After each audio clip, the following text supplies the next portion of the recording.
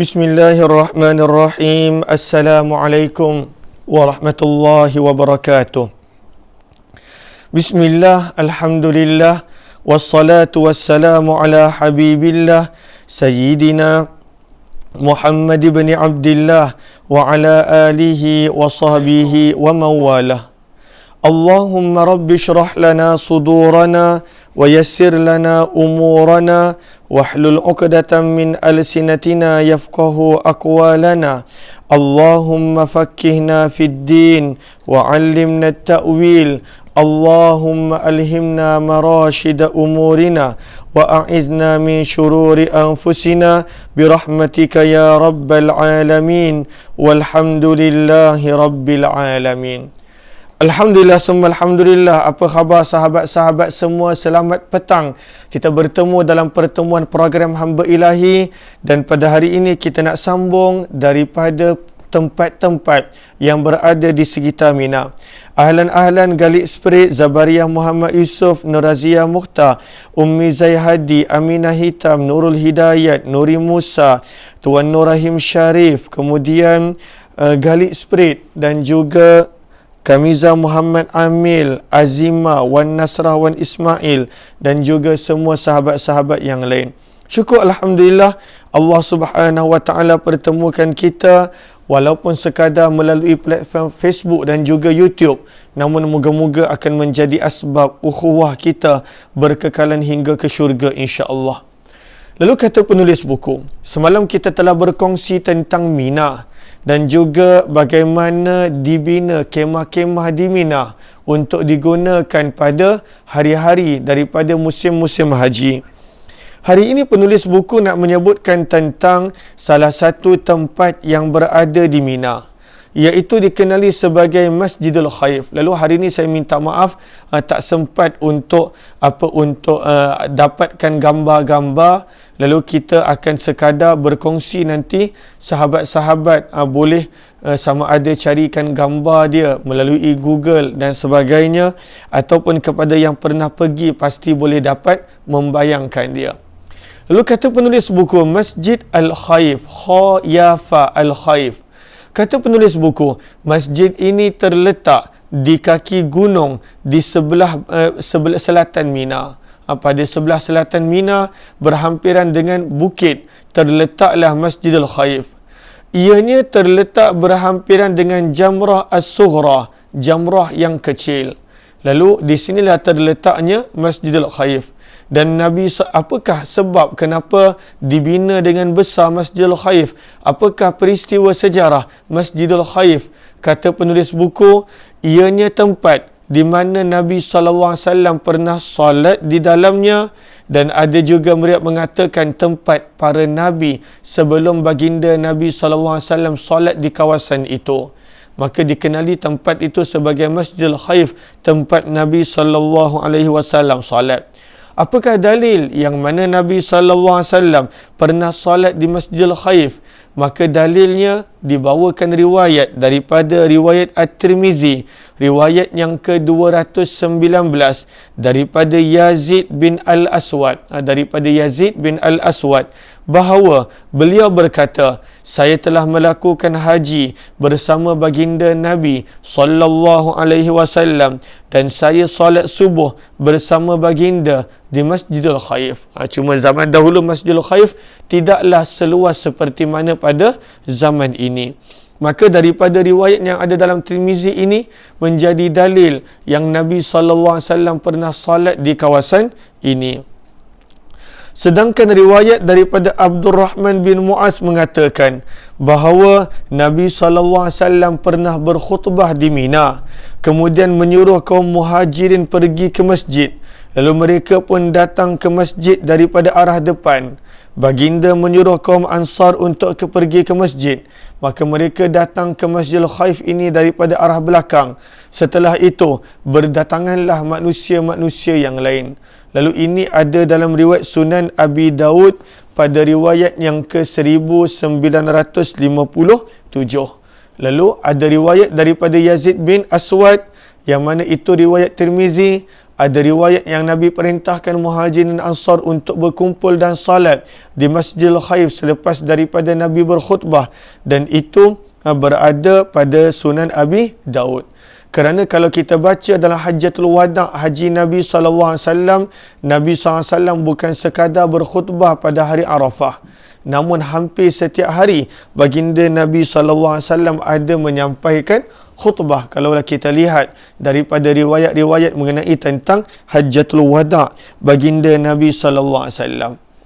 Sebab itu kata penulis buku, bila ianya ada kaitan sejarah dengan baginda Rasulullah dan juga para sahabat baginda Rasulullah, kata penulis buku, masjid ini sepanjang sejarah selalu menjadi perhatian para pemimpin umat Islam. Dan pada tahun 1407 Hijrah bersamaan dengan 1986 Masihi, selesailah pembangunan kembali dan renovasi masjid secara besar-besaran yang pada ketika itu telah menelan belanja sekitar 90 juta rial pada waktu itu, pada tahun 1986 bersamaan 1407 Masihi. Kata penulis buku, Masjid Al-Khaif pada zaman ini mempunyai 4 menara. Dan pada waktu itu, ianya Allahumma salli ala Sayyidina Muhammad mempunyai kipas anginnya sahaja lebih daripada 11,000 buah kipas angin yang ada di sini. Di samping pada waktu itu mempunyai lebih daripada 1,000 tandas dan juga 3,000 tempat untuk mengambil wuduk.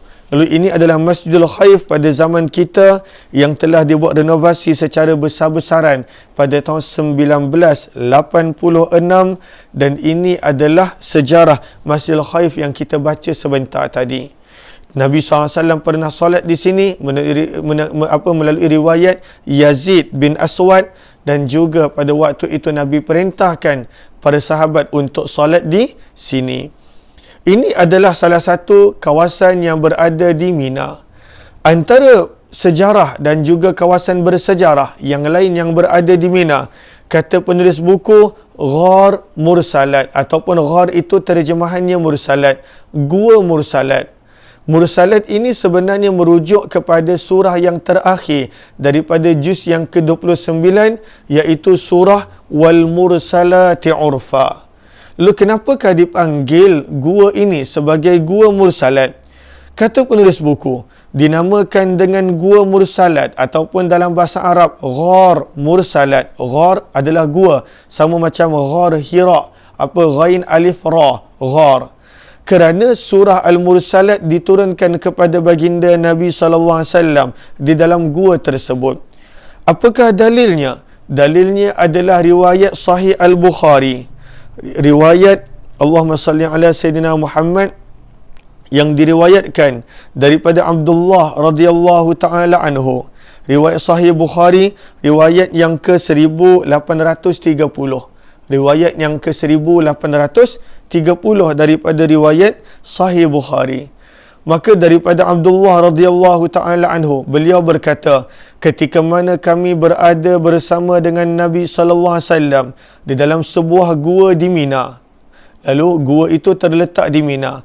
Turunlah kepada baginda surah Al-Mursalat. Baginda membacakan surah itu.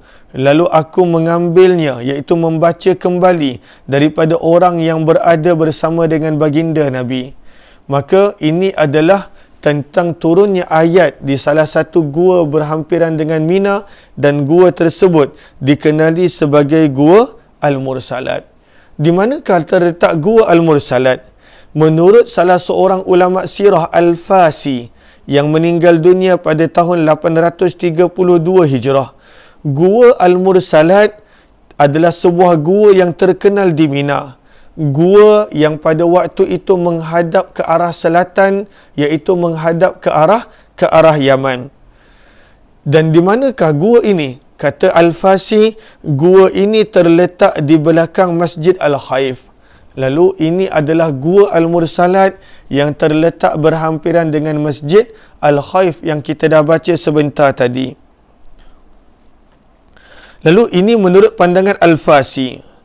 Ada juga pandangan yang berbeza. penulis buku mengatakan, sedangkan menurut seorang ulama sirah yang lain, Al-Biladi, bahawa gua tersebut terletak di antara Masjidil Khaif dan juga Gunung Sabih yang terletak di sebelah barat masjid. Gua tersebut tepatnya berada di kaki gunung yang agak tinggi, yang mana berhampiran dengan Masjid Al-Khaif. Lalu ini adalah salah satu yang mana kita jarang dengar berkenaan tentang orang akan bawa pergi ke Gua Al-Mursalat. Namun ianya ada kaitan kerana daripada sirah, kerana di situnya turun surah Wal Mursalati Urfa daripada juz yang ke-29 kepada baginda Rasul sallallahu alaihi wa ala alihi wasallam. Lalu ini antara tempat bersejarah yang ada di Mina. Tempat bersejarah yang ketiga yang berada di Mina semestinya adalah Jamrah. Lalu Jamrah adalah tempat bersejarah yang berada di Mina. Sejarah yang meliputi daripada zaman Nabi Allah Ibrahim sehinggalah kepada zaman baginda Nabi SAW. Lalu penulis buku nak menerangkan tentang makna Jamrah, ataupun sebahagian orang membaca perkataan itu dengan Jumrah. Ejaannya adalah Jim, Mim, Ra dengan Ta bulat, Ta marbutah. Jim, ada yang membaca Jim dengan berbaris atas, Jamrah. Ada yang membaca dengan baris Dhammah, Jumrah. Lalu apakah maksud Jamrah ataupun Jumrah? Kata penulis buku, dalam bahasa Arab, Jamrah ataupun Jumrah adalah batu kerikil kecil. Lalu batu-batu kerikil yang kecil itu, orang Arab memanggil itu sebagai Jumrah ataupun Jamrah. Lalu, kenapakah tempat ini dikenali sebagai Jamrah ataupun Jumrah? Kerana di antara amalan-amalan manasik haji, ada 3 tempat, iaitu Jamratul Sughra, kemudian Jamratul Wusta dan juga Jamratul Aqabah, yang mana perlu untuk kita lontarkan pada waktu itu batu-batu kerikil di kawasan-kawasan ini. Lalu kenapakah kita melontar di sini? Ianya kembali kepada zaman Nabi Allah Ibrahim alaihi wassalatu wassalam. InsyaAllah berkenaan dengan Jamrah, kita akan sambung esok insya-Allah. Saya minta maaf kerana tak berkongsi panjang pada hari ini, sebab tadi ada beberapa urusan yang perlu diselesaikan, lalu tak sempat untuk mencari gambar, dan juga pada waktu itu nak tunjukkan gambar. Lalu insya-Allah kita akan cuba cari gambar untuk kita kongsikan berkenaan tentang Jamrah dan juga Masjidil Khaif insya-Allah. Terima kasih kepada sahabat-sahabat yang bersama. Lalu selepas daripada habis sahaja kitab ini, kita akan mula membaca sedikit sebanyak hadis-hadis dan ayat Al-Quran mengenai haji dan juga kalau sempat umrah dan ziarah insya-Allah. Terima kasih sahabat-sahabat semua. Wabillahi taufiq wal hidayah. Assalamualaikum warahmatullahi wabarakatuh. Jumpa lagi insya-Allah.